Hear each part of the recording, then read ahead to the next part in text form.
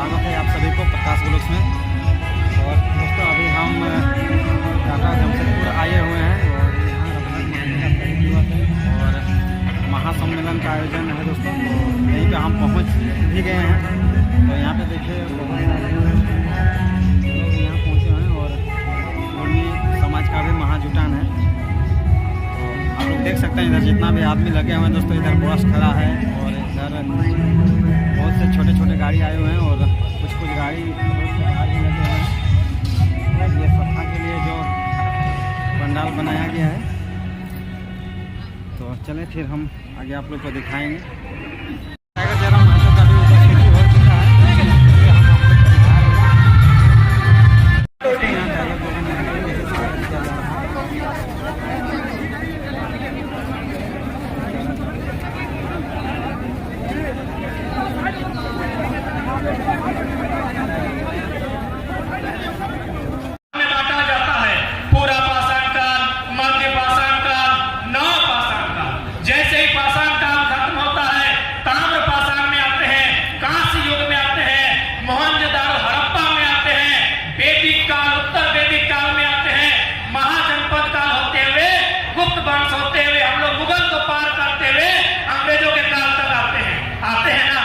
ये तो हम इतिहास पढ़ते हैं ना, पढ़ा हमने। लेकिन बताइए कहीं राढ़ काल का जिक्र है, कहीं राढ़ सिविलाइजेशन का जिक्र है किसी इतिहास के पन्ने में? एक भी व्यक्ति हमें खड़ा होकर बता दीजिए।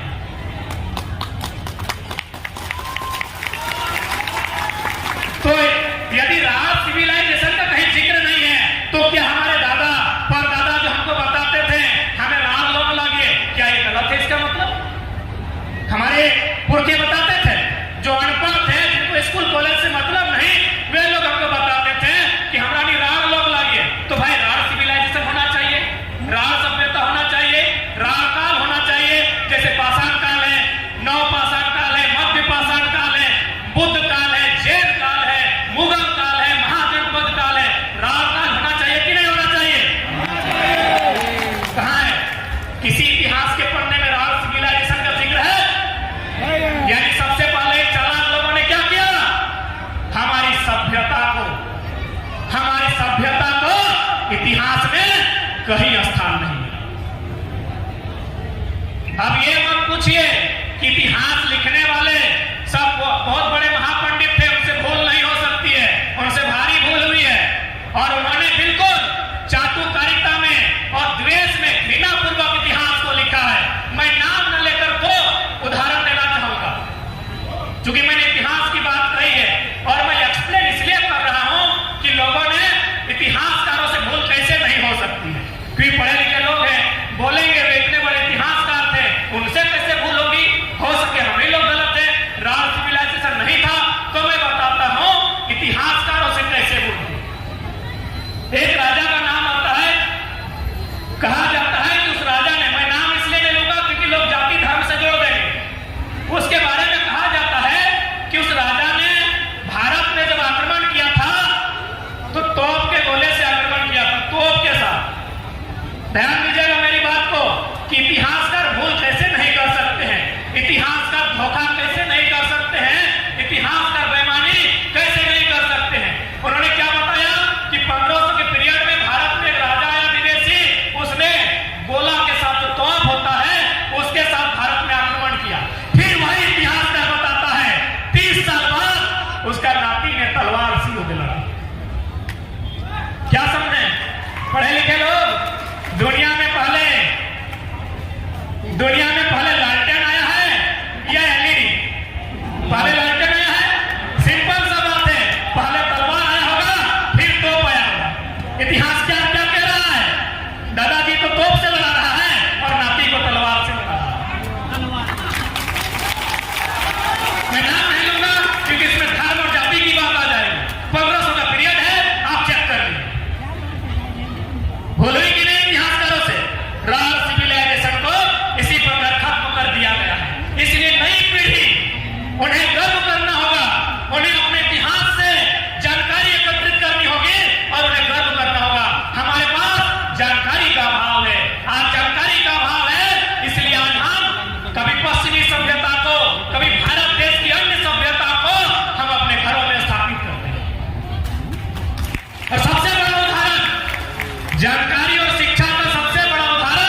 इधर उधर कहाँ खोजते हैं, हम आपके बीच खड़ा हैं। यहाँ इस मंच में हमारे परम आदरणीय कई पूर्व सांसद बैठे हैं, पूर्व मंत्री बैठे हैं, पूर्व विधायक बैठे हैं, सभी दिग्गज बैठे हैं। हम मात्र एक उनसे आयु में आधा हैं, लेकिन अपने शिक्षा के दम पर इस स्टेज में बैठे हैं। इसलिए जितने भी नौजवान, क्योंकि मैं नौजवान हूं, तो मैं आने वाले भविष्य, आने वाली पीढ़ी को संदेश कि आपको अपना इतिहास को समझना होगा कि क्यों साजिश के तहत हमें मिटाया गया। इतिहास तो बात आप समझ गए होंगे कि किस प्रकार इतिहास ने छल कपट किया है। अब बात करते हैं भूगोल की। इतिहास के बाद एक चैप्टर भूगोल भी होता है ना, ज्योग्राफी। भूगोल यानी जमीन का टुकड़ा। बात करते हैं छोटा नाम को, झारखंड की बात करते हैं। आज चूंकि अभिभावक स्वरूप हमारे अजीत प्रसाद महतो जी भी आए हैं, तो इसीलिए मैं उदाहरण सामने रख रहा हूं भूगोल का कि हमारी जो मांग थी इतिहास को आपने देखा कि किस प्रकार इतिहास को मिटाया जाए।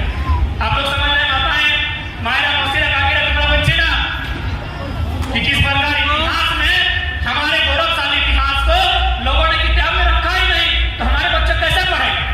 आप जो टीवी में देखते हैं, सिनेमा में, वो कहां से आता है, उन्हीं किताब में लिखी बातों को दिखाया जाता है। जो भी आप फिल्म में देखते हैं, टीवी सीरियल में देखते हैं, वो किताब में इतिहास में लिखी बातें हैं। तो हमारा इतिहास किसी ने लिखा ही नहीं, तो कैसे दिखाया जाएगा। हमारा इतिहास हमारे लोगों के बीच है, जिनका बाल पका है, जो लोग 80, 85, 100 साल पार कर चुके हैं, उनके पास हमारा इतिहास है। हमारे इतिहास को उनसे अब बात करते हैं भूगोल की, ज्योग्राफी। जब झारखंड राज्य बृहद झारखंड निर्माण की बात चल रहे थे, क्या हमें बृहद झारखंड मिला है? क्या हमने यही झारखंड मांगा था? क्या यही झारखंड मांगा था? एक आदिवासी राज्य के रूप में हमने जो ग्रेटर झारखंड मांगा था, उस झारखंड में पश्चिम बंगाल के मेदिनीपुर, पुरुलिया, झारग्राम इत्यादि जिला शामिल था। उड़ीसा का मयूरभंज, क्योंझार, सुंदरगढ़ और एक जिला है वो भी शामिल था। यानी आपका पूरा जिला भी नहीं मिला है। क्यों नहीं मिला है?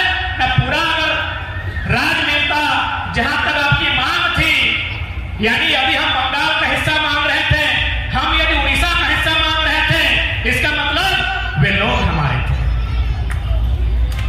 इसका मतलब वे लोग हमारे थे।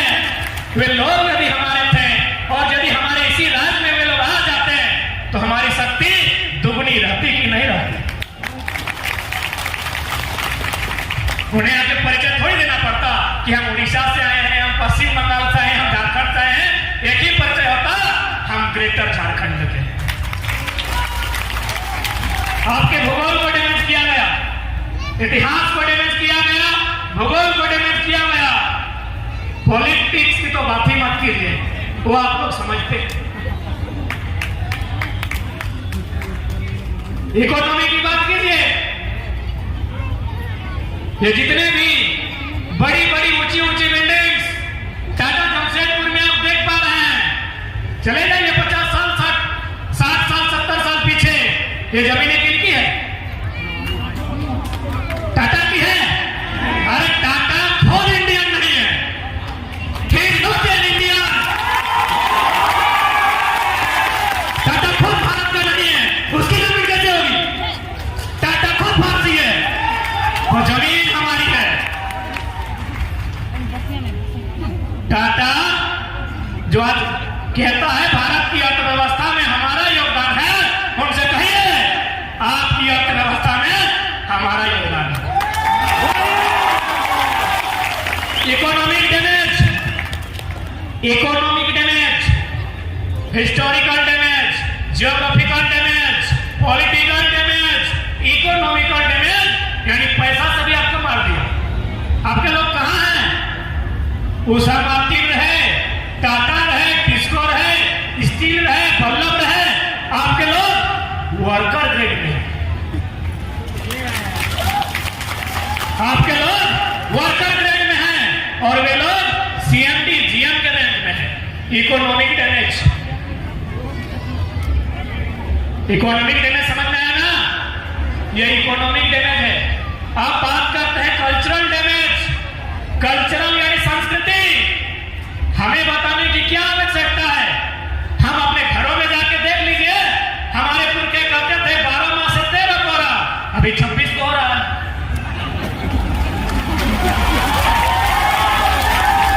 कल्चरल डैमेज, कल्चर यानी संस्कृति, संस्कृति यानी खान पान रहन सहन, और यही कल्चर आपका महत्वपूर्ण होगा। आप जो लड़ाई लड़ रहे हैं अपने आप को सूचीबद्ध करने के लिए,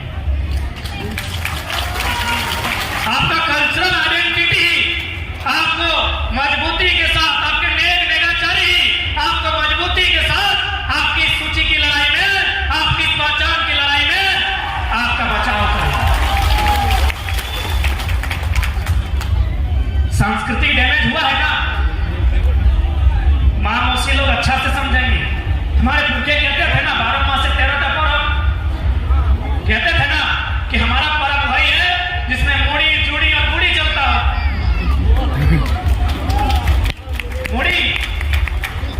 मूड़ी मने जोड़ी, जोड़ी मने खीर ना, बच्चा है संभलिएगा, और गुड़ी मने पिठा पकवान। जाके देखिए अभी क्या क्या लेके आते हैं। कल्चरल, आप बताइए एक इंसान को मारने के लिए कहां कहां से आपको डैमेज किया गया? Historical, geographical, cultural, political, economical, उसके बाद भी यदि हम जिंदा हैं तो बस वही कहेंगे राल सभ्यता, राल माटी के राल लोग हैं, इसीलिए इतना डैमेज होने के बाद भी अरे दूसरा आदमी होता इस दुनिया से उसका नाता कट जाता।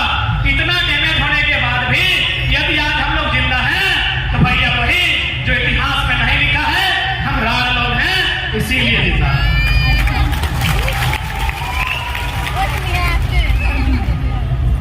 यदि आपको यह भी मजाक लग रहा है कि नहीं बाबू आपके पास माइक है, आप कुछ भी बोल देते हैं, तो देते हैं वो बढ़िया उदाहरण, क्योंकि आप लोग आधुनिक मॉडर्न लाइफ में जी रहे हैं। तो आप लोग बाहुबली का फिल्म भी देखे होंगे, मोटा मोटी बाहुबली देखे ना, उसमें देखिएगा एक पिंडारी शब्द का जिक्र होता है कि पिंडारियों ने हमला कर दिया। रिवाइंड जाके कीजिएगा कि पिंडारियों ने हमला कर दिया। क्या पिंडारी केवल कल्पना में थे? पिंडारी वास्तव में थे। आज से 200 साल पहले जेपीएससी जेएसएससी का सिलेबस खोजिएगा, उसमें अंग्रेजों के काल को पढ़िएगा, उस काल में पिंडारी शब्द का जिक्र है। आज जाके देखिए पिंडारी एक भी नहीं। इसलिए यदि हम लोग नहीं समझते हैं, अपनी पहचान, अपने अधिकार की लड़ाई को नहीं लड़ते हैं, तो 20-25 साल में हमारे 10% लोग रिफ्यूजी हो जाएंगे। आने वाले 20-25 साल धीरे धीरे एक दिन ऐसा आएगा कि हमारे नाम का भी केवल इतिहास रहेगा, वर्तमान समाप्त हो जाएगा। इसलिए आज हमारे हमसे आयु में काफी वृद्ध वक्तागण आए हैं, वे अपने अनुभवों को आपके बीच रखेंगे, उनको सुनिएगा और समझने के साथ साथ उसे अमल करने का प्रयास कीजिएगा, क्योंकि आज हम एक निर्णायक लड़ाई में हैं। आज यदि चूक होगी तो फिर एक विदेशी पूरा टाटा को कब्जा कर लिया है, कोई और परदेशी बाकी जो हमारा बचा है उसे भी कब्जा कर लिया। बाकी ठीक है, हमारे बीच बहुत सारे वक्ता हैं, समय की पाबंदी है, निर्मलता की माटी में निर्मलता के कथन के साथ समाप्त करेंगे कि सवाल बनकर फिर दूंगा, जो बन पड़े तो जवाब रखना। कि सवाल बनकर फिर दूंगा, जो बन पड़े तो जवाब रखना। मेरा खून बेकार ना जाए, मेरे खून का हिसाब रखना, मेरे खून का हिसाब। जो हमसे बड़े हैं सबको प्रणाम, जो हमसे छोटे हैं उनको आशीष।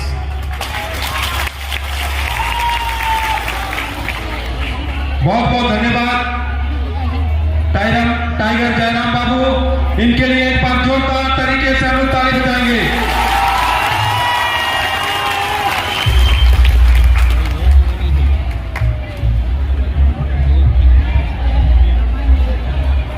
जोरदार तरीके से हम सभी लोग नारा लगाएंगे।